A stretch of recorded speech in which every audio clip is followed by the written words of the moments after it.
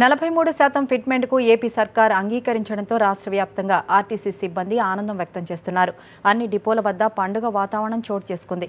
ఎక్కడ చూసినా సందడే కనిపిస్తోంది. గత 8 రోజులుగా డిపోలకే పరిమితమైన ప్రగతి రథచక్రాలు ఇప్పుడు కదిలాయి. కాకినాడ నుంచి మా కరెస్పాండెంట్ రాజు మరింత సమాచారం అందిస్తారు. ఏపీలో ఆర్టీసీ సమ్మె విరమించడంతో తూర్పుగోదావరి జిల్లాలో ఆర్టీసీ ప్రగతి చక్రాలు ముందుకు దూసుకుపోతున్నాయి. ప్రస్తుతం మనం కాకినాడ ఆర్టీసీ డిపో వద్ద ఉన్నాం. డిపో వద్ద చూసినట్లయితే అటు కార్మిక సంఘాలు విజయం సాధించడంతో ఇక్కడ కార్మికులందరూ కూడా పెద్ద ఎత్తున సంబరాలు జరుపుకుంటున్నారు. ముఖ్యంగా మనం చూసినట్లయితే బస్సులన్నీ కూడా కొద్దిసేపటి నుంచే బయలుదేరుతున్న పరిస్థితి కనిపిస్తుంది. మొత్తం మీద చూసినట్లయితే ఈ గత 8 రోజుల నుంచి కూడా జిల్లా వ్యాప్తంగా 9 డిపోల్లో 870 బస్సులు నిలిచిపోయిన పరిస్థితి. అయితే దాదాపు 8 కోట్ల వరకు కూడా నష్టం వాటిల్లని చెప్పి అధికారులు చెప్తున్నారు. మరోవైపు ప్రత్యామ్నాయంగా అటు హోంగార్డ్స్ తోటి అదేవిధంగా ప్రైవేట్ డ్రైవర్లతోటి బస్సులు తిప్పినప్పుడు కూడా ఆదాయం అంత సమకూరలేదు.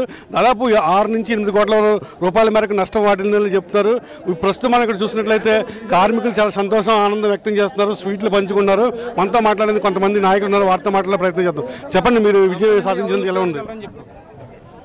ఈ కార్మికులు ఏకదాటి మీద 9వ పిఆర్సీలో 19% నష్టపోయి 10వ పిఆర్సీలో 43% ఫిట్మెంట్ని కోరుతూ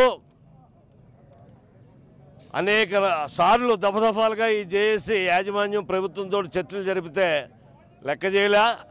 ఆఖరికి లీగల్గా ఇండస్ట్రియల్ డిస్ట్రిబ్యూట్ యాక్ట్ ప్రకారంగా సమ్మె నోటీస్ ఇచ్చి సమ్మెకి ముందు చర్చలు జరిపి చర్చల తర్వాత 6వ తేదీ నుంచి సమ్మెకి వెళ్తామని అనౌన్స్ చేసిన తర్వాత ఈవేళ ప్రభుత్వం యాజమాన్యం న్యాయమైన సమస్యని పరిష్కరించారు.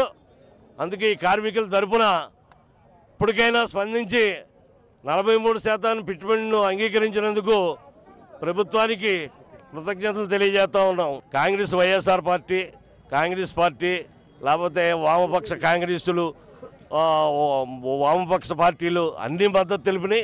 ఈవేళైతే ప్రత్యేకంగా జగన్ గారు అనంతపురం నుంచి చాలా బాహాటంగా